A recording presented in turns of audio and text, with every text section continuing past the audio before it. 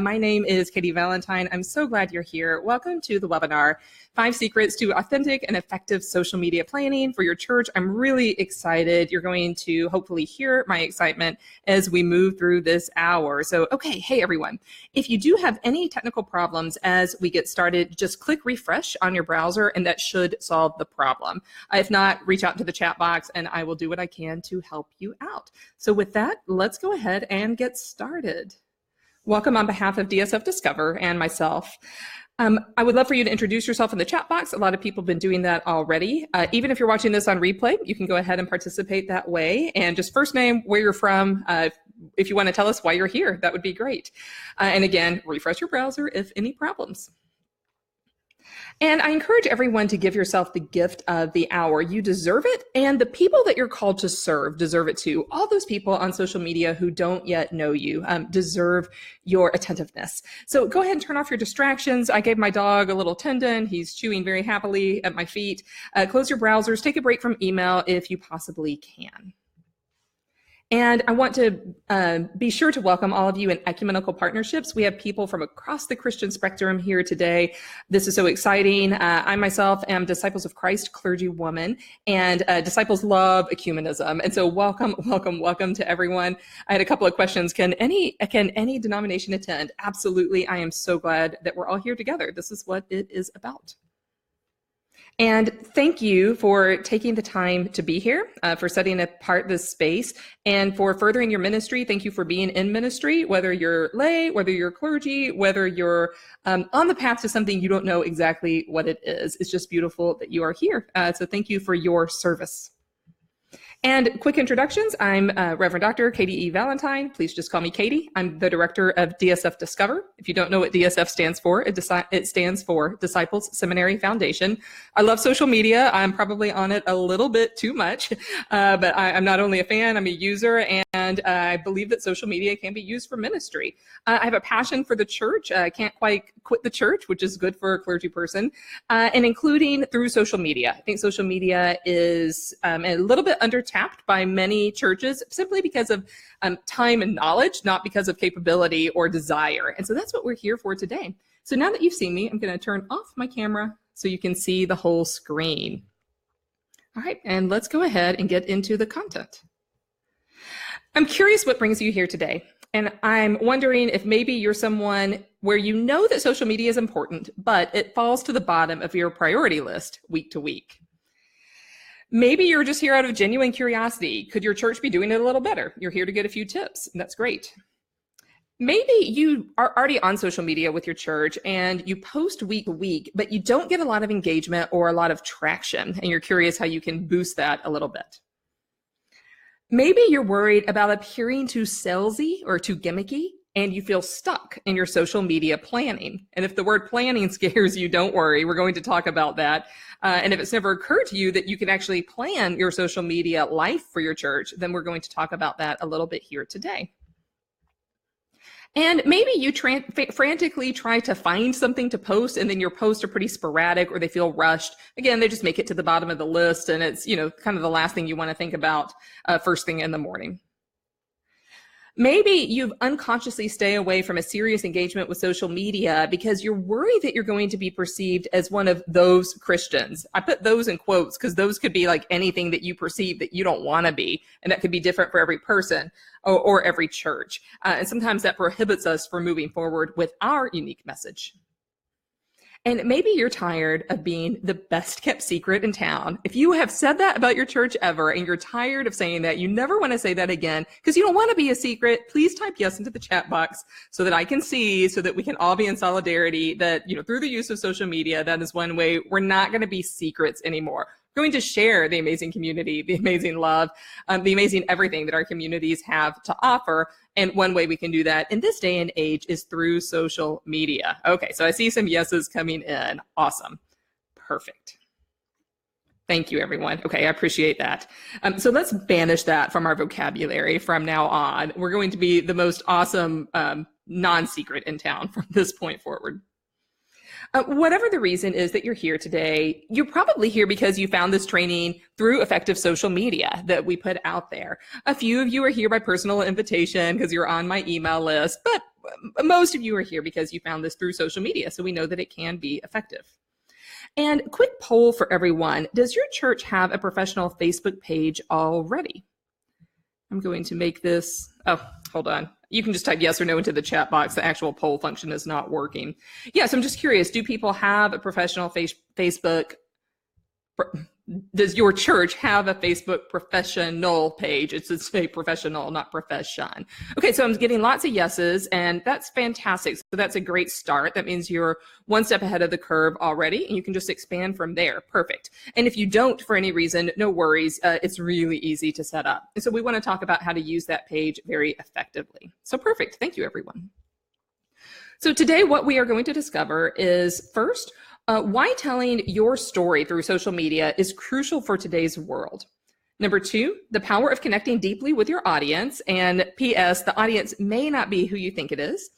Number three, creating authentic messaging. Number four, from some tips for the road, and no surprise, have some great pictures at your disposal. And then number five, some next steps and some suggestions for the future for you. So let's get a quick note. Facebook will be our main example today, but the principles that I'm going to show you will apply to any social media. And my suggestion is that you perfect one platform before you move on. Don't try to stretch yourself too thin. There's no use in creating Snapchat, Twitter, Facebook, Instagram, and who knows what's out there. Some social media platforms come and go so quickly before you really get your messaging down on one. And then it's a lot easier to expand. Let's get started with our first objective, which is why telling your story through social media is crucial for today's world. Now, you're here already, so you're probably already sold on this one a little bit, but I want to go through some suggestions and some statistics about why this is important. The first is that our scripture is a collection of stories. This is the way that we learn. Telling your story and doing that a variety of ways, including social media, is pretty crucial for the way that we function as human beings and as Christians. Stories connect us. Our spiritual ancestors communicated faith to us through story. Probably when you look at this stained glass image, you immediately know what story this is because this story has been communicated to you in so many ways. And of course, it's the parable of the Good Samaritan. So what's your story? That's what we're actually interested in. Before we get to how many times to post a day, what kind of hashtags to use, any of that, we need to know what your story is that you're telling. I would love to know what are one or two key words that pop up for you when you think of your church. And just right off the top of your head, what are some key words that come up? They may be emotions, they may be feelings, they may be descriptive, and I would just love to see that in the chat box. I know those of you who are on your phones and mobile devices, it's a little hard to switch back and forth, so I really appreciate the effort, and I'll put that thank you out there now. But I would just love to see a couple of words that pop up for you, and while you do that, I'm going to pause and take a little drink. And then Rika's just Diet 7-Up. It's nothing too fancy. Okay, so Community Resource Center. Yeah, so that's very descriptive. And I'd love to know what the feelings are of people when they come in there. You don't have to type that in now, just kind of food for thought for the future. Open-hearted, welcoming. Oh, two denominations, so maybe yoked or united. Belonging and inclusive and safe, charismatic, community, welcoming, old, established maybe, hardworking, family, we're open and affirming, small and authentic. Awesome. Okay, so you guys have really great descriptors down. Creation care, green chalice, so kind of environmentally conscious. So those are beautiful. Thank you, everyone. Those are really, really great starting points. So I want you to let those live in your heart and in your soul right now for the next 15 minutes that we're here together, because these are part of the story. This is part of what you want to share on social media. You have a story, and you have a story that no one else has. Your church, in all of its authenticity, exactly as it is a church that doesn't exist anywhere else. And someone in your community needs to hear about it, and they're waiting on you. And I know you know this, because that's why you're here. But I want to remind you how special and authentic and what a beautiful calling it is that you have to share your story and that your church has to share its story. And we do that in so many different ways. I saw so many different descriptions here in the chat box that I know we're all doing it in unique ways. And that's what's just really gorgeous about a call coming here today. Let me turn the corner just a little bit and talk about who uses social media. 48% of baby boomers, 78% of Gen Xers, 90% of millennials. In other words, almost everyone. The majority of people these days are on social media. Even my grandmother, who's 90, part of the silent generation, is on Facebook. She can't post on there, but she tells me everything that I post so she can read it. People are consuming, they're actively looking for connection. Social media has the power to connect. It also has the power to fracture. I know we've all experienced that.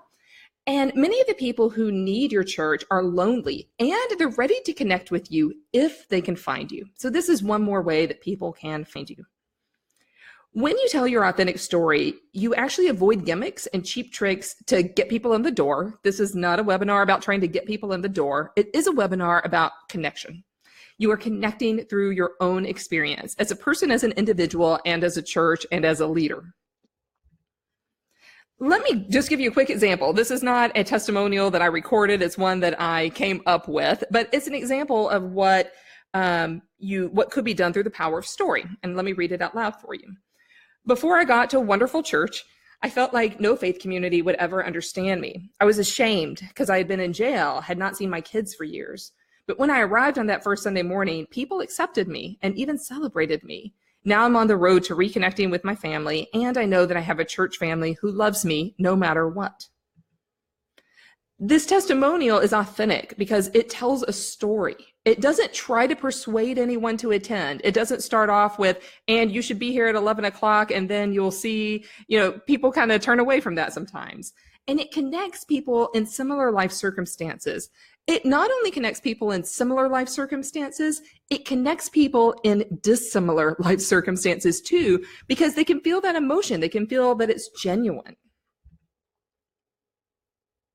The truth is, if you're not using social media to spread the word about your story, then you're missing out on a huge potential of people who need to hear the good news in the unique way that you bring it, that you can bring to them.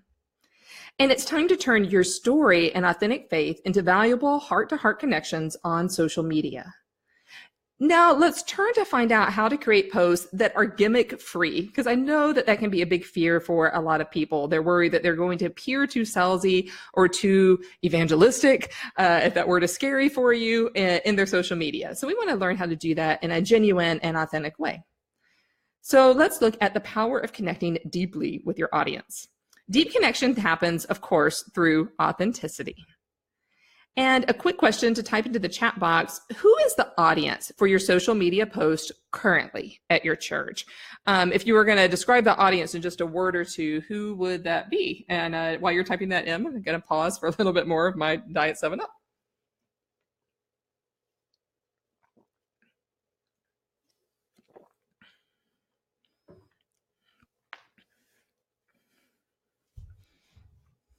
I know it takes just a minute to get to the chat box and to actually type something in.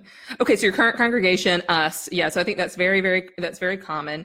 And I would hedge to bet that for a lot of you, the people that you post for are people who are already attending. Yeah, current attendees. Okay, so that seems to be the dominant answer so far. Congregation. Okay, those looking for a church home.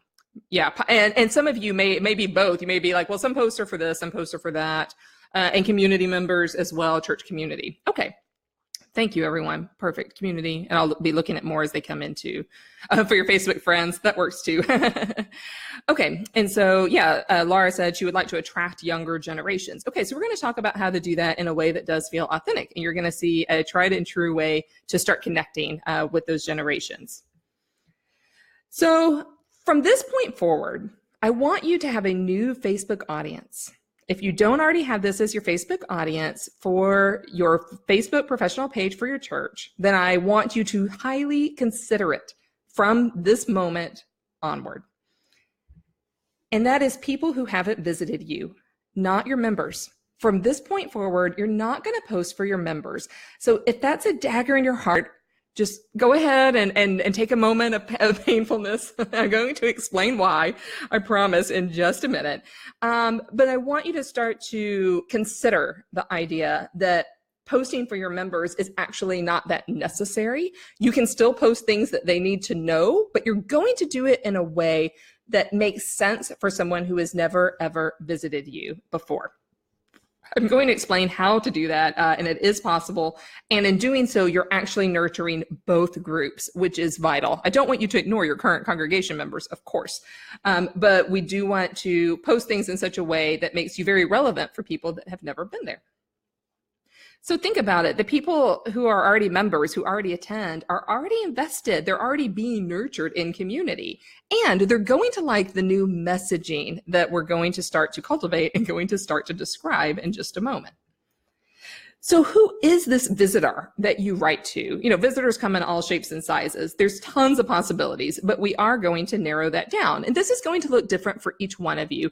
I'm not going to give you the visitor you're going to describe. I'm going to show you how to get there.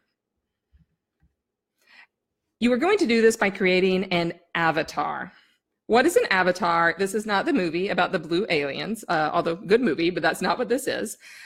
This is what an avatar is. It's a fictional person that you create, and that is who all of your social media posts are geared towards. What you want to know about your avatar, and again, you're going to create this avatar. You're going to want to imagine someone that's a specific age, a specific gender identity, a specific profession. You're going to imagine what are their struggles, what are the biggest problems that they have, what keeps them up at night. What are their deepest fears? You know, what are the fears that they don't even say out loud? What are their biggest joys? What is it that they celebrate the most? What do they long for in life? What are their secret hopes and dreams that they may not tell anyone? And then finally, you're going to give them a name. Now, don't worry, I'm going to break this down a little bit more, how to do this. And actually, your bonus is related exactly to how to create your avatar. So do stick around to the end and you'll get a little bit more specific information. And hint, you're not going to create this avatar in this 1 hour training. This takes a little bit of prayerful reflection time, but it doesn't take long. Like you can probably do it in about an hour or less. But you're going to do this with your own prayer, with your own spiritual practices. So let me dispel one myth, which is that writing to an avatar excludes other people from your church. Because I imagine if I were you, I would be thinking that, no, but if I only write to one person who's 29 and is deeply longing for more meaning in her life and is working her way up through a low-level management position, then people who are 50 will never read that, or people who are grandparents won't read that, or people who are 18 won't read that. But that's actually a myth. The truth is that avatars invite readers from all paths of life because you're being specific. Let me give you an example. How many of you have read Harry Potter? I bet most of you have who are on this training. I certainly have. I didn't start reading Harry Potter until I was way, way above the target age. When the first Harry Potter book came out, it was geared towards young adults. It was geared towards like people around Harry's age, 10-year-olds. But people of all ages read Harry Potter because it has a specific message and because we enjoyed the charm of it. So your social media post will be the same way. Even though you're writing to a specific person, it will appeal to a wide variety of others. So how do you build your avatar? Following is a list of questions that are designed to get you started on building your avatar. And keep in mind that your answers need to be specific. There's no ambiguity. So for instance, one of the first questions is, what's their gender? Be specific. This isn't a multi-choice kind of answer. Are they male? Are they female? Are they non-binary? Is this for trans women, for trans men? You know, all the gender identities that are out there. Age range, you're going to choose a 10-year age range, this or smaller. This is a person between the ages of 25 and 35, between the ages of 55 and 65, 70 and 80. But you can't say this is for 18-year-olds and 75-year-olds all at the same time. So you're going to pick a 10-year age range. Is this person in a relationship? Are they married? Are they divorced? Are they single? Are they dating? Why or why not? If they're married, are they happily married? If they're in a relationship, are they in a happy relationship? Are they in a neutral relationship? You want to kind of dig really deep down into how that person feels in their daily life. What kind of job does the person have? And again, fairly specific. We don't want to say, oh, they're mid-level management at Dunder Mifflin. or they work in a car company. One or the other. You want to choose one and really hone in on that. Does the person drive a car? If so, what kind, make, model, year? I know this sounds a little silly, but it actually really helps when you focus in on that one person, what they do in their daily life, how they get from place to place. And that's how you know that you've kind of landed on the right avatar for you. Then you're going to go really deep into their life. What's their biggest problems? What keeps them awake at night? How do they feel about life? What problems in the world does your avatar care about? And this will go hand in hand with problems you identify about your own community. You know, what's going on in your community that needs fixing. Why has your avatar never attended your church before? Is it because they don't know about your church, or is it something else that's keeping them back? Is it because they don't trust churches? And why does your avatar want to attend your church now? These are all questions that you will answer as you start to build your avatar. Once you have your avatar, you will give them a name. Like, you're not going to call them Avatar. You're going to call them Joan or Fred or Ruth or Cindy or something like that. You're going to give them an actual name. And then every social media post that you write, you're going to say, okay, I'm writing this to, and the name of your avatar. And here's a hint. Your avatar will not be the same in 1 year as it is today. You're going to revise and update your profile of this person every 6 months. And the avatar will change and grow with your community and with the responsiveness that you receive to the different posts and the different messaging that you put out there. So let me pause. Is everyone with me so far? How is this sounding? How is this feeling? This may be a really different way to approach social media than you've used before. So I'm just kind of curious what your reactions are. Feel free to type those into the chat box. If you have any questions, please type in the questions so I can see and respond to those as we go along too. Again, your avatar is a living, breathing document. It's a living, breathing thing that you are creating and that you are using to help fine-tune your message. And you're going to be really amazed when someone with the same name as your avatar in the age range that you've identified and in the same professional field that you've identified walks into your church and introduces themselves. And that's how you know, oh my gosh, yes, we've actually nailed this when that person gets in contact with you. And I've seen it happening. I've seen it happen before. Okay, so this is a great question. How does a current congregation member respond to this kind of post? For the most part, they're just fine with it because they enjoy seeing something very specific. And I'm going to give you a few examples of what a post may look like. And so you can tell me, and you can kind of gently introduce your current congregation into this way of doing social media. And depending on what kind of church you're in, this may need to be an all church conversation, or it maybe need to be a board conversation, or it just might need to be within the office, depending on how your social media is managed. So let's look at authentic messaging, and we will get into the specifics of how your congregation might respond with this too. And yeah, the handout will be available. And yeah, if you need the slides to be available, I can make that available for you too. Just email me afterwards. So from now on, everything that you post is directed to your avatar, no exceptions. And that means no more just posting for members or informational postings. So no more, hey, you guys remember that the potluck is tomorrow at 2. We want to be a little more specific. But come to think of it, why would you have a potluck at 2? It would be at noon or at 6. So scratch that time anyway. You can include those information, but they should be directed towards your avatar. So let me pause and answer this question. When you revise the avatar, will they change completely? Probably not, but maybe. If you sense a shift or a change in your congregation or in who's showing up, then you might want to change the avatar. And when you get advanced enough, you might want to create more than one. If you're a large enough church where you have enough distinct audiences, you could have more than one avatar. But for now, I would say one. Usually the things that change are like profession and their feelings.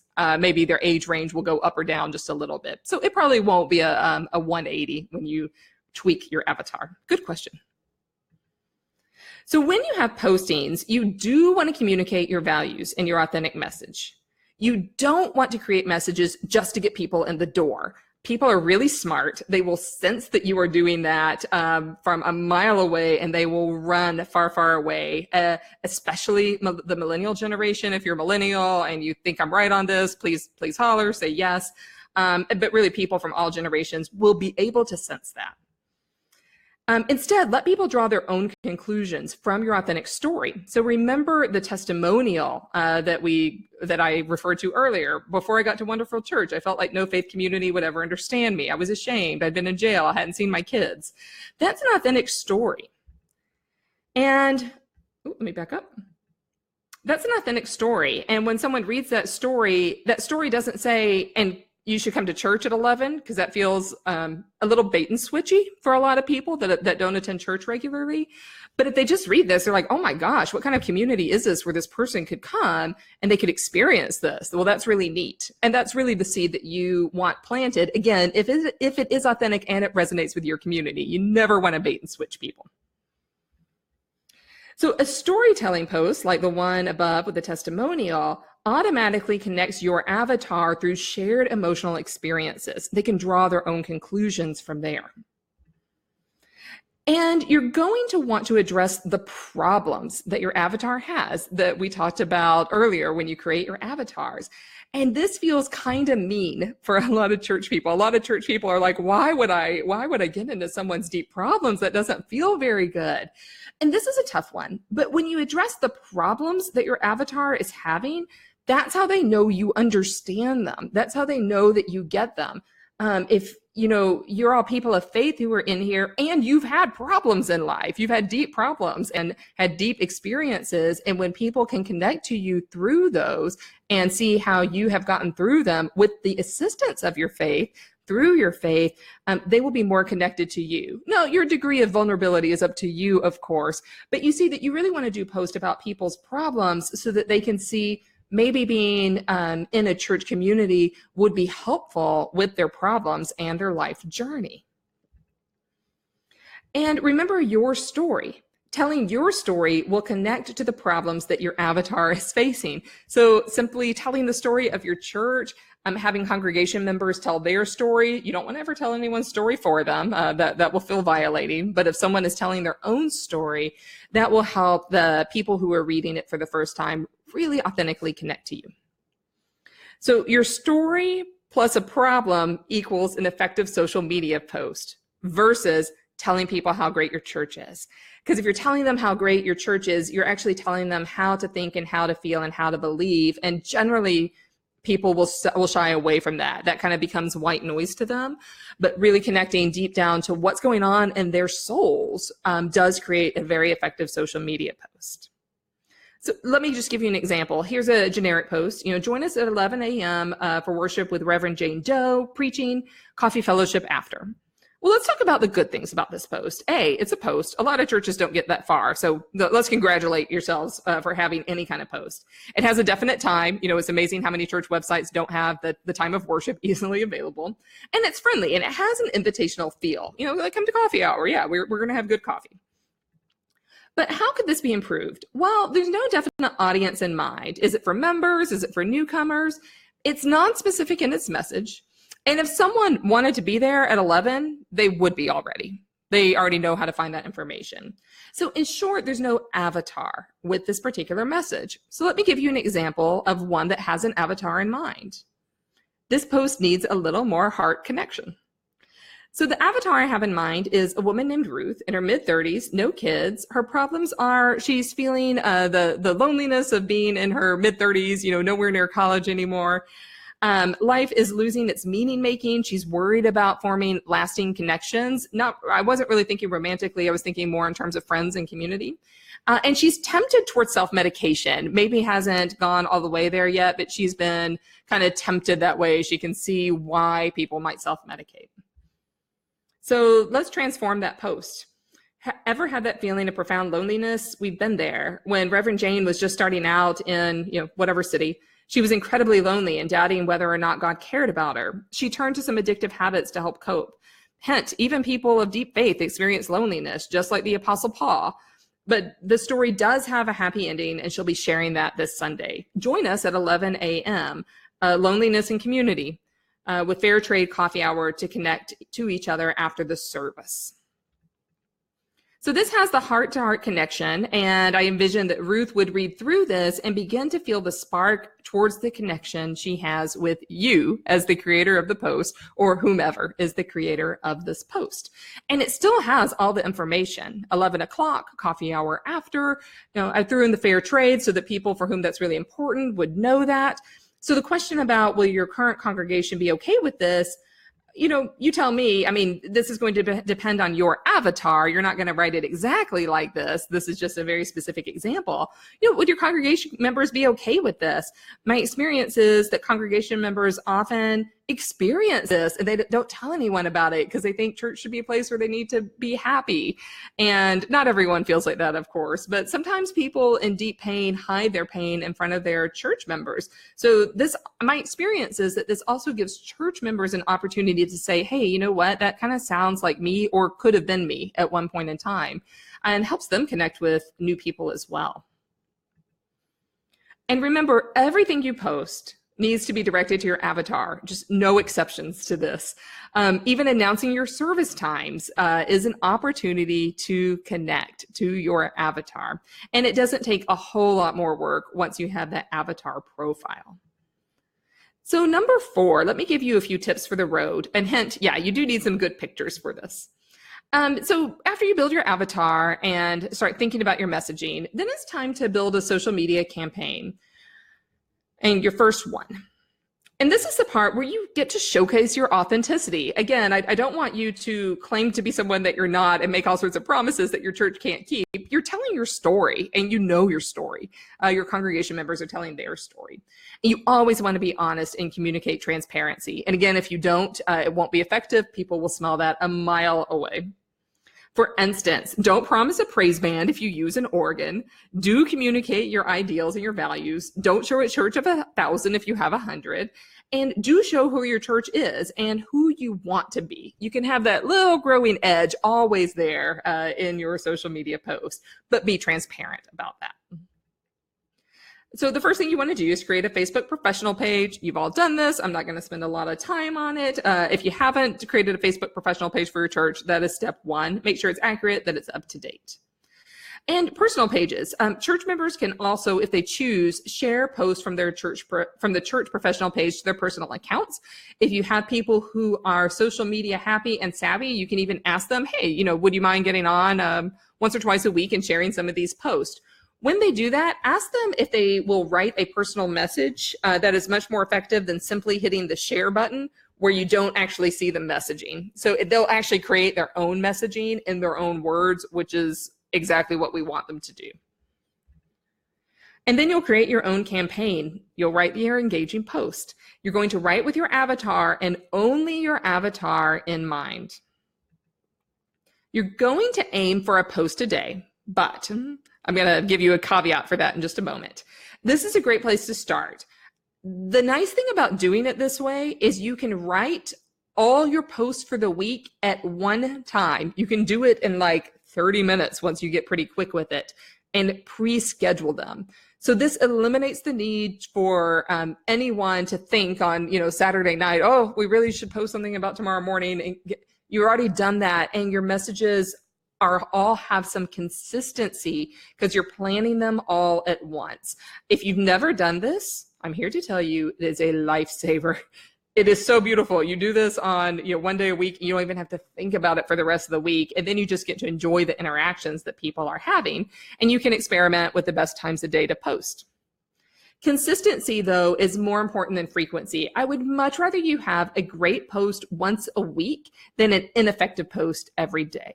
So just be consistent. Don't worry about the everyday. If that feels too much right now, do twice a week, 3 times a week, something like once a week, whatever, and make that one post a really, really great post.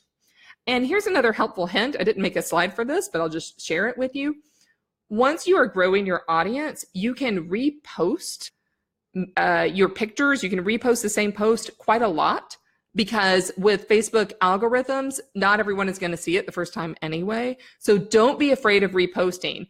If you have one that's very popular, you can just schedule it to post like once a month or once every 3 months or whatever the frequency is that you think it should post.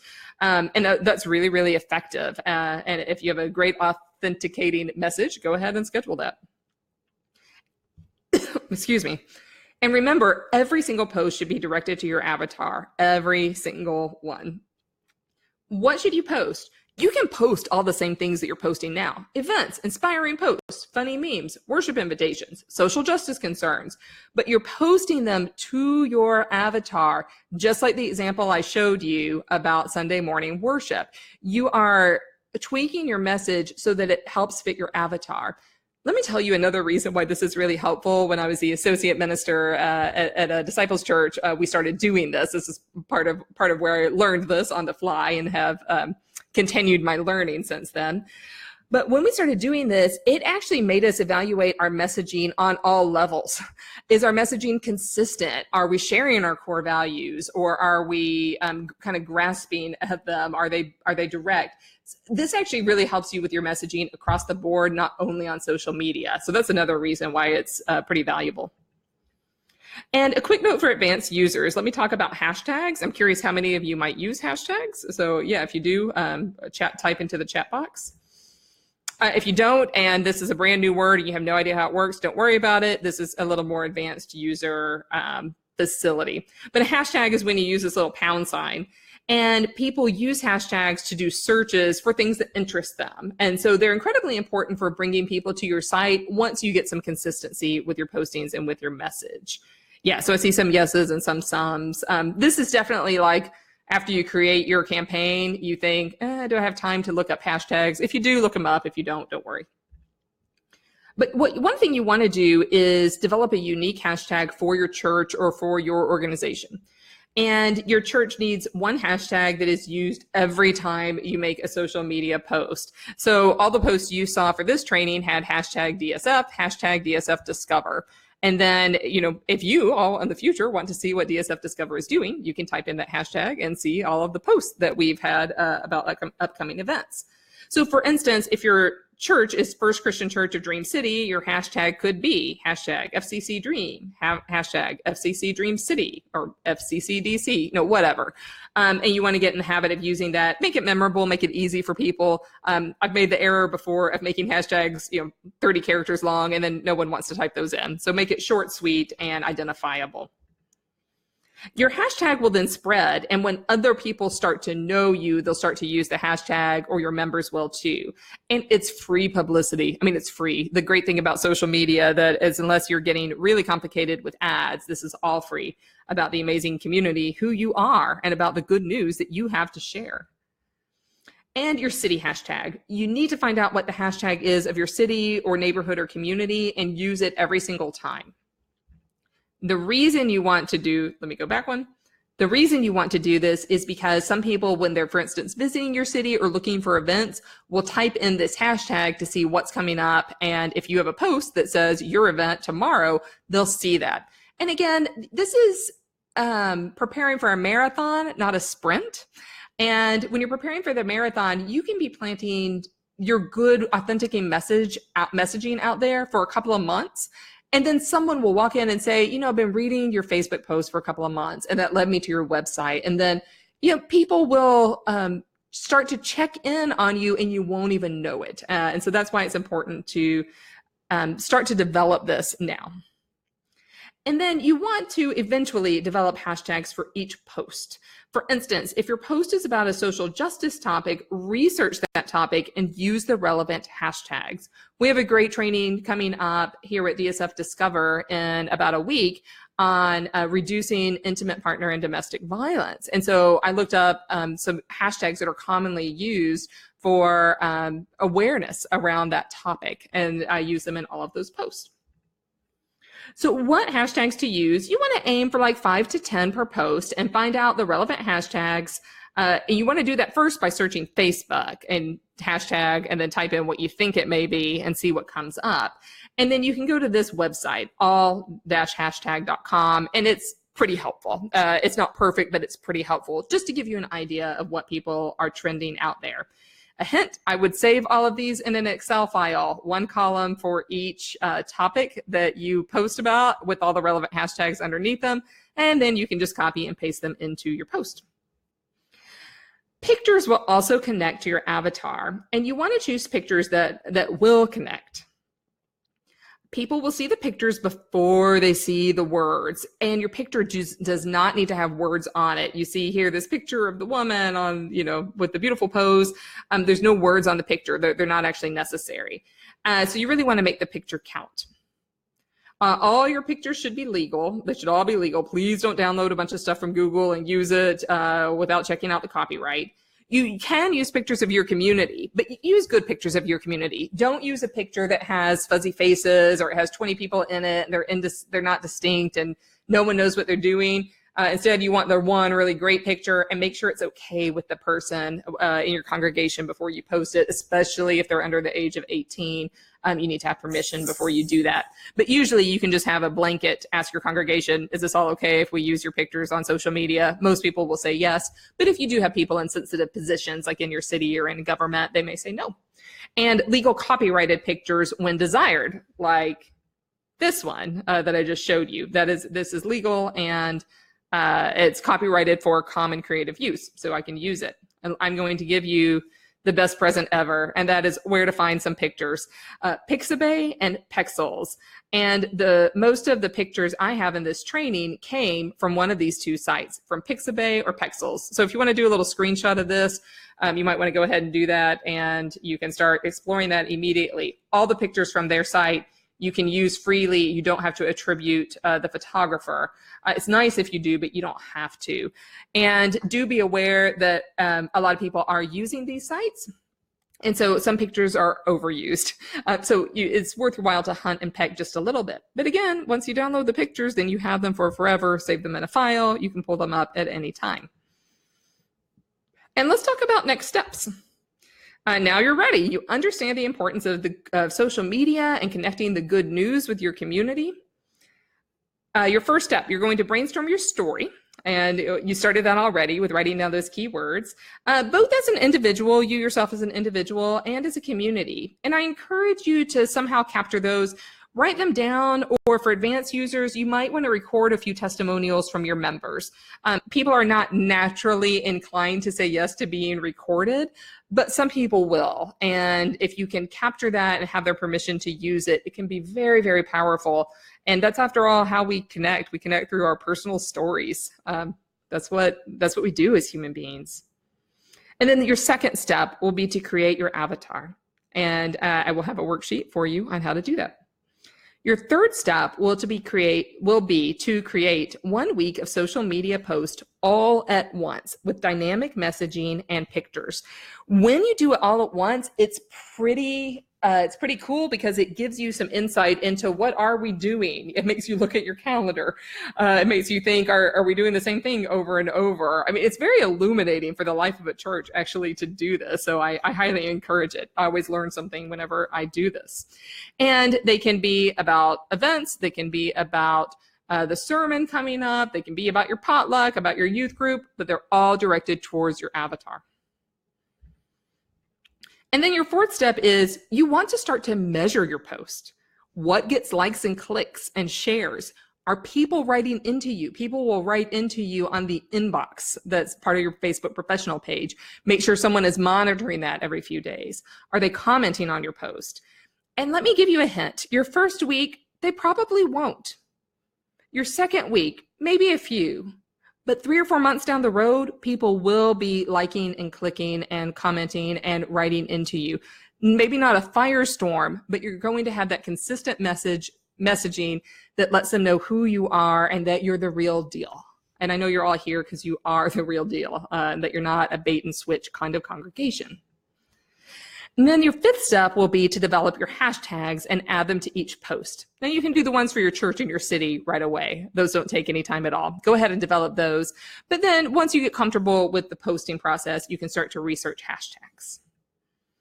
And then let me hear from you. Actually, this is a great time to hear from you. I would love to know what's been most valuable for you as you are considering your social media planning for the future.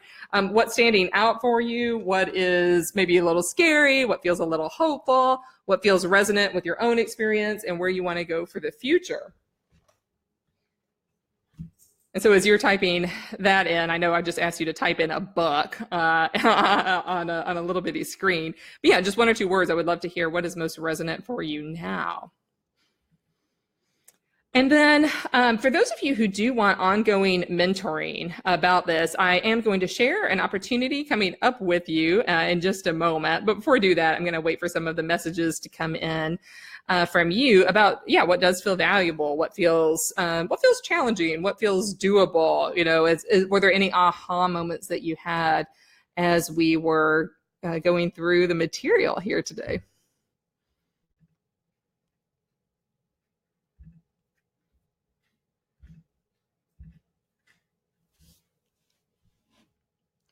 And I have a feeling what's going to happen is I'm going to click the next slide and then everyone's going to write in at once. Oh, okay. Okay, yeah, so this is a more exciting way of doing it and had no idea about an avatar. Awesome. Okay, good. So I hope, yeah, it feels like maybe like you have a little anchor to sink your teeth into to create some dynamic postings.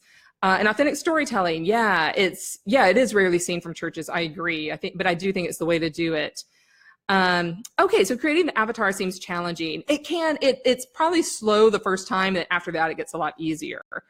Julia says, totally new way of going about this. So yeah, it definitely is a new way. And I would love to, again, receive a lot of feedback from all of you as you implement this. And yeah, so the avatar could be really, really helpful. And it definitely helps you to be more creative, because then you can say, okay, would my avatar care about this? No. Am I using a buzzword that they're not even going to know? Okay, I'm not going to include it, or I need to explain what that is, right? So it gives you some framework for your post. I've been posting on a page only for Sunday worship invites, and that's good. You're doing it. And this feels like it's something more inviting that you could have fun with and maybe connect better and more. Awesome. Cool. All right. Perfect. Thank you all. That's really, really helpful. So I'm glad this has some meat for you to sink your teeth into as you're considering going on to next steps. I do want to introduce you to community mentoring and some possibilities that we're going to have for the future. So I'm really excited about this. I personally, Katie, will be offering live training on weekdays, September 16th through 27th, in a live class. And this is going to be social media for churches. In this live mentoring, you will discover how to tell your story authentically so that you can connect with your audience. You will discover even more how to build your avatar so that you can connect with them with this heart-to-heart connection. We will create 1 week of social media posting together, and you will have your social media posts vetted by me and by others in the community as well, so that you can get that social media campaign up and running.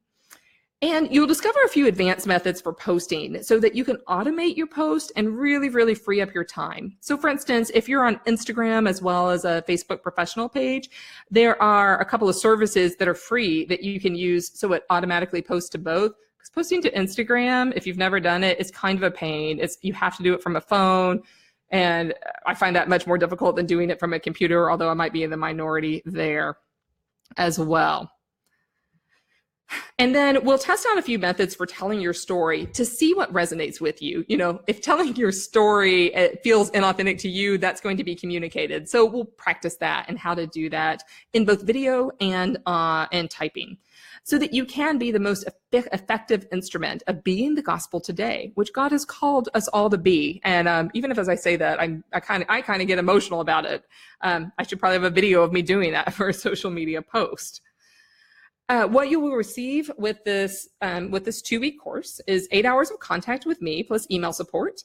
You'll have team input from everyone else on your story, on your avatar, and on your messaging.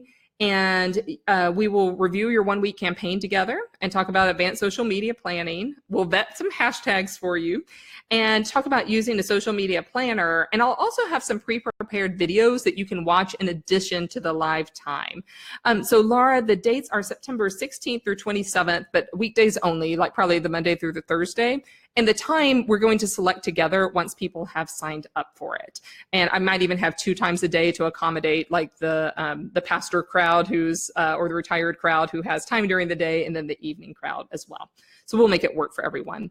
The other thing to know is that even if you can't attend live, you can still sign up and receive all of the support and have me vet your material, because I record everything and you can watch all of the conversations later on too. So, you know, if you're like, I can't be available 8 days out of 2 weeks for an hour, I understand. I've pastored in a church as well, so I totally get it. Let me give you just a little bit of tuition information. For the 8 contact hours and the pre-recorded videos and the personal vetting by me, The tuition for one attendee is $97, for two attendees is $187, and for three or more is $277. You can sign up at the link before. If you go to dsf.thinkific.com, then you'll see the course and you can sign up for it directly right there. Or you can just email me at kvalentine@dsf.edu. We'll send you an invoice and then you will be set up and ready to go. Just a quick note, our platform can only accept payments for the one attendee price of $97. If you have more than that who want to attend and you want to do this as a team, it's really fun. I highly encourage that if you do have a social media team, but then just email me and I will set you up. And again, my email is kvalentine@dsf.edu. Now it's just time for a little bit of Q&A. So let me ask you for the Q for any questions that you have. Just type them into the box and then I will I'll be here to answer them. You've asked some great questions throughout the chat. And I'm going to scroll back because I missed a few comments as we were going on. Okay, getting everyone on board to post, to be on board with the concept. Yeah, so Frank, that's a great that's a great comment to make. Yeah, and so I would say as you're getting started, have everyone who post regularly to get on board with this, and then ask people to try it out for like a month and have them create the avatar together and create the social media post together. You can do like 2 weeks at a time, over the course of an hour, and then pre-schedule them. And then if people come on with the odd postings here and there, it's no big deal, but you are creating some consistent messaging there as well.